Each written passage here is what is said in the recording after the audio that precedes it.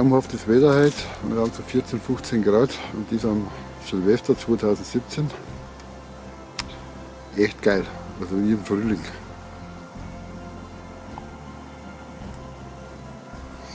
Ich sitze jetzt im Wald beim Tüttensee.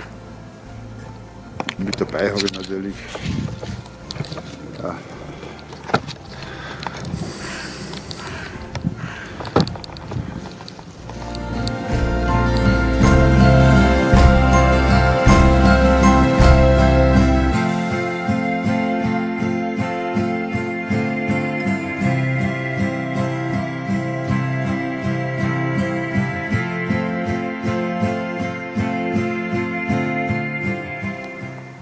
Da haben wir gedacht, das Wetter muss man mal ein bisschen ausnutzen.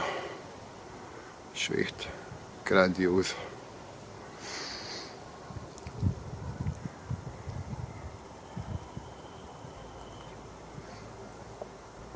Feiern tun wir halt im kleinen Kreis. Also wir sind, kann man sagen, heute alleine. Meine Frau ist grippig, krank. Und ich habe auch keine so richtige Lust nicht. Also machen wir so einen richtigen Faulenzer-Tag mit Käsefondue machen wir, Schweizer. Die schmeckt immer wieder lecker. Und ein paar Bier dazu, dann passt es wieder. Recht viel Ruß gibt es heute nicht.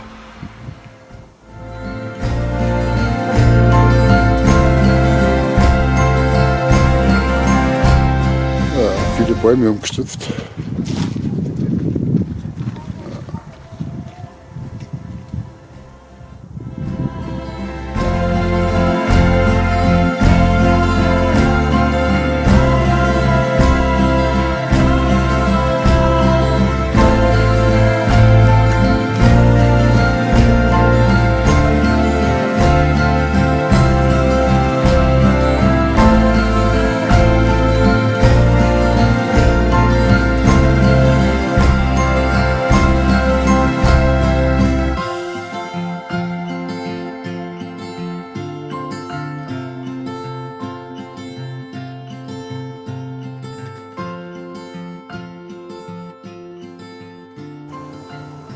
Was macht ihr heute Silvester?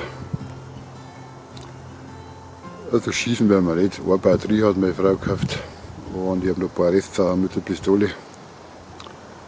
So Leuchtkörper. Die ballt sich halt weg und dann mehr gibt es nicht.